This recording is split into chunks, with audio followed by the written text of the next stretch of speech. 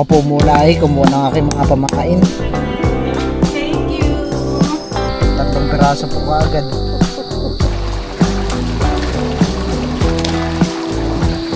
Mataba. Mataba. Oh, mataba po babae. At ito na po pala yung mga isdang huli ko kanina.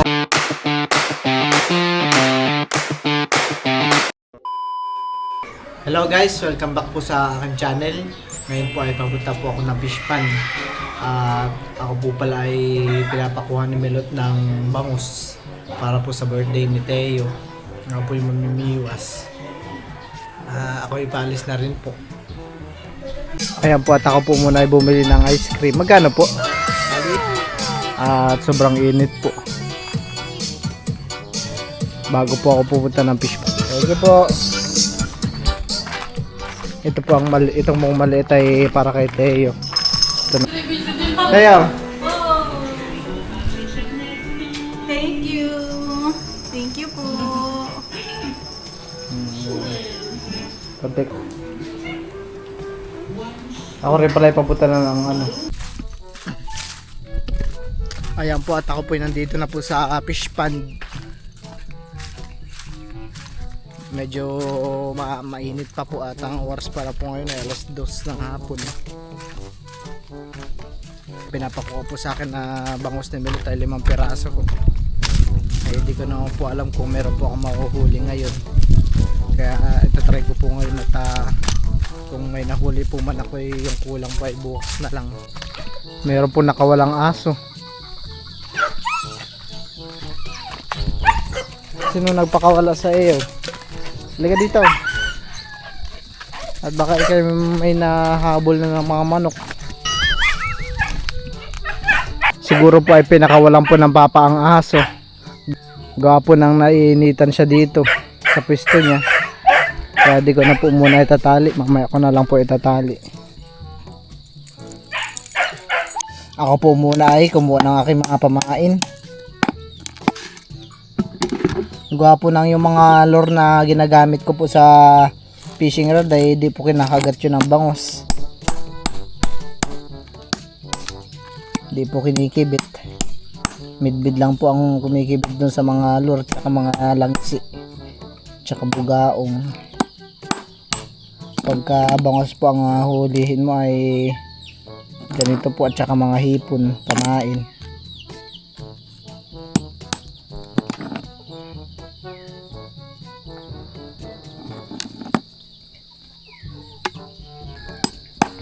Sabi po ng papa ngayon ay ano din madalang ang bangus. Parang wala na nga rin po ako nakikita.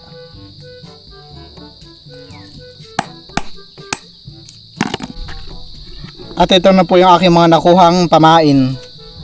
Dito na po ako banda mamimiwas, gawa po nang dito ay malilim.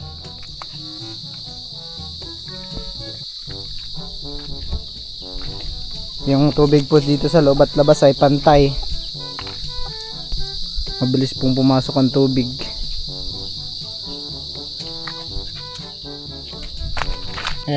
Ayan po, at ako po ay magsasabog na muna ng mga pagkain. Ito po ay ano lang parang malabong makakuha ng bangus.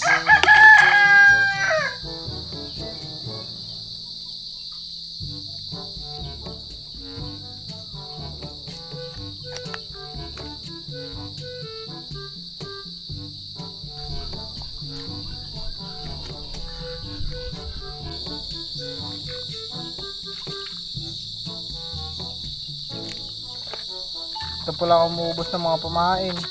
Malaway.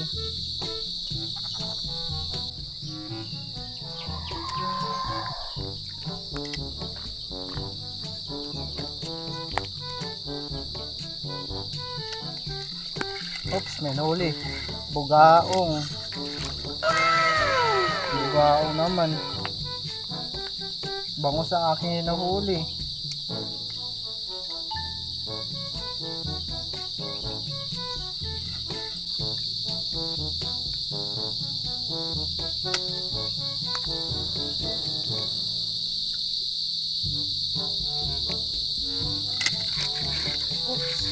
Bugahos. Bugaong na naman. Makibit din po pala yung mga bugaong sa ano, pamain na ano, umang. Walastik naman po talaga itong pato na ito ah. Ako po ay namimiwas dito ay biglang tumalon, naligo. Binugaw na po lahat ng mga isda. Siguro po ay gawa ng init kaya sila po ay nagsiswimming.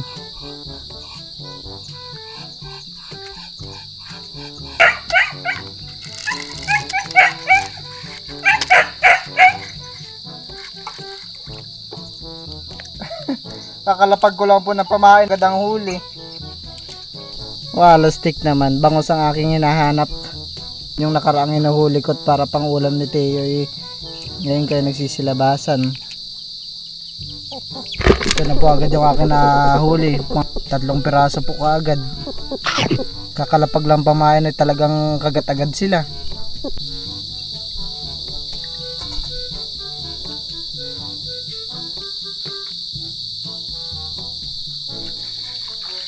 Sap-sap. Ito po ang nahuli ko ah. Padot.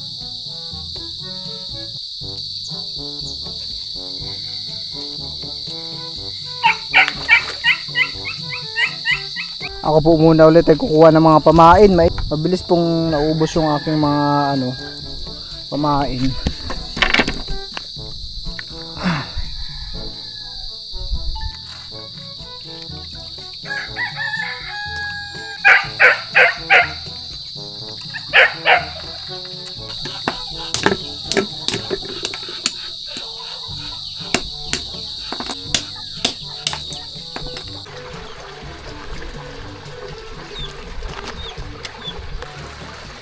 Wala pong palutang yung aking biwas. Meron na huwag.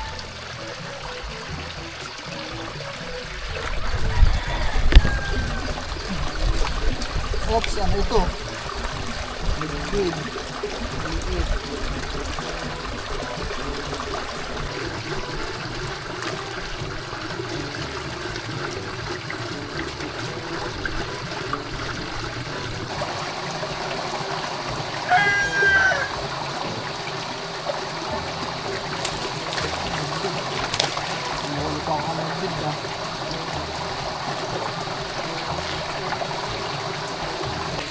Midbid naman po ngayon ang aking nahuli.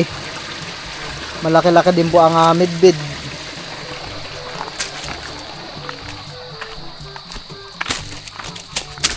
Laki. Kala ko'y bangus na ah. Bangus na yung kumibit. Mukhang wala ata makukuha ang bangus ngayon.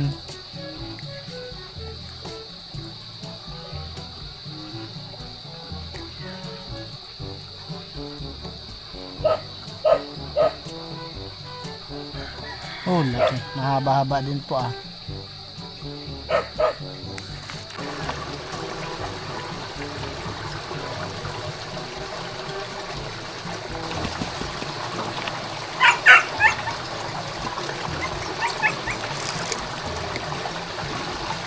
Po, may nahuli na po akong bangus. Ay!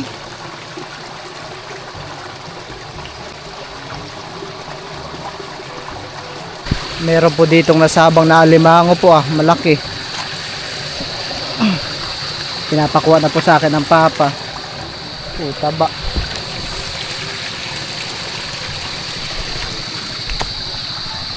Hindi ko pala ko ito mataba. Oh, mataba po ah, babae.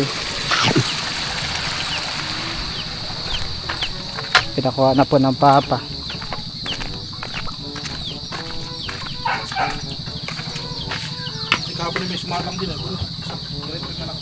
Malaki din po. Ito po ay mataba at ano yung likod.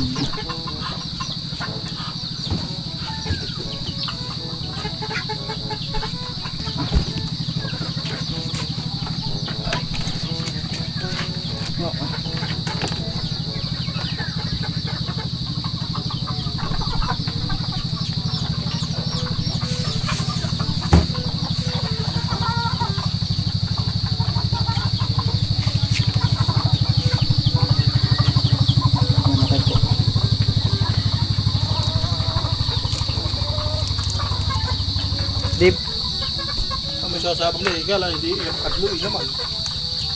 Pagka sasalubungin po nila yung tubig sa labas. Kaya hindi naman nakalapit na basino. Para masirok po, no? Ayan po yung mga bangos, di po sila lumalapit. Kapag mga bangos po at kapag malakas po ang agos po dito, talagang pong mga bangos ay sinasalubong po nila yung tubig. Meron pa po isang malaki ako nakita.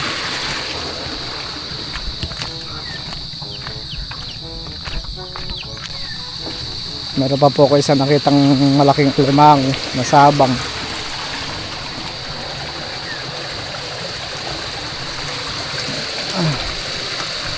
Nahuli na po. Mataba din po ito. Malaki-laki din po.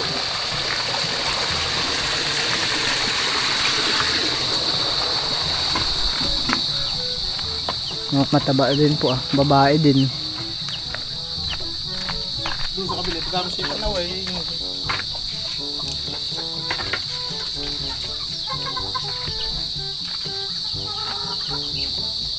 Marami pong nasabang ngayon dahil ang tubig po ipapasok. Sinasalubong po nila yung tubig.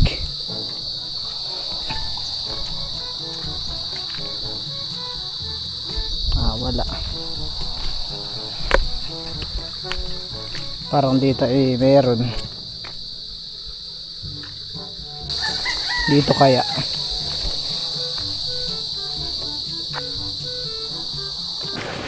Meron na naman pong nasabang na malaking alimango.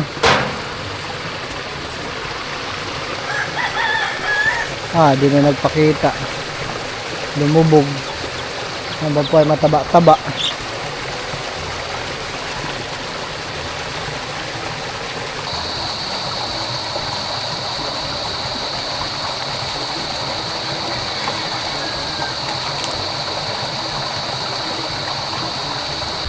Pero po ako nabiwas na bangus. Kaso po ay napakaliit talaga. Hindi pa yung malaki-laki ang kumibit.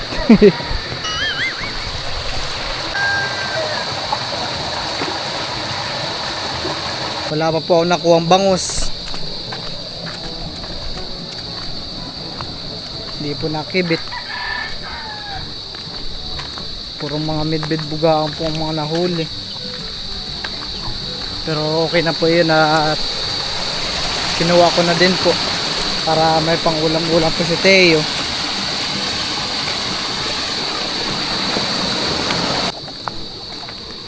Ako rin po ay pauwi na po ako.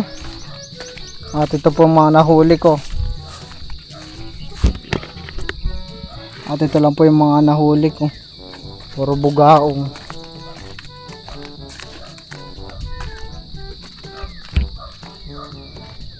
Wala po akong nahuling bangus.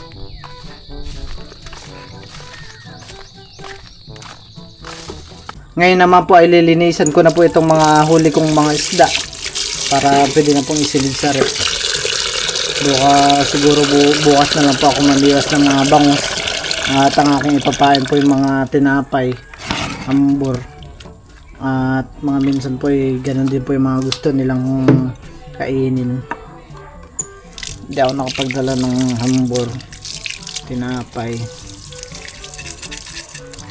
tsaka arena din po pala. Nakain din yun ng mga bangus.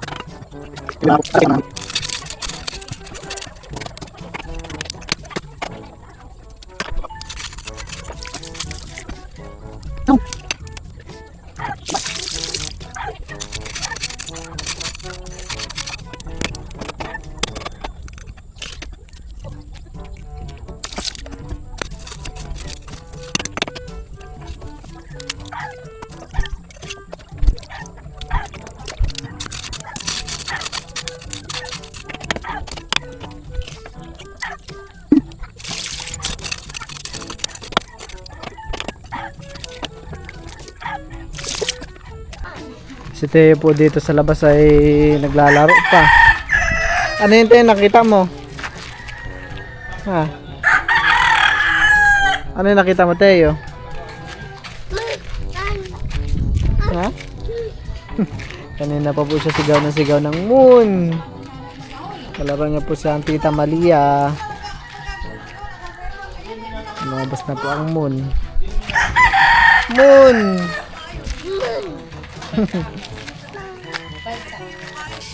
At ito na po pala yung mga isdang huli ko kanina. Akin na rin po ito nalinisan. Lulutuin na po yata din ni Milot ngayon. At gusto niya po yata ay sinigang. Magsisigang ka? Lulutuin na pala ang ni Milot.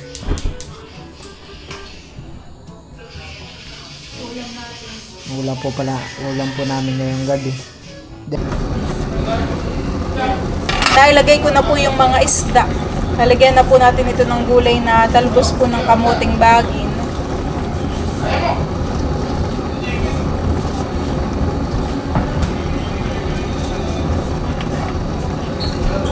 Ayan po at luto na po itong sinigang. Si Milot po ang nagluto. Bali, nabawasan na rin po yung isda at kumain na po si Milot. At ako rin po ay kakain na. Kain po tayo.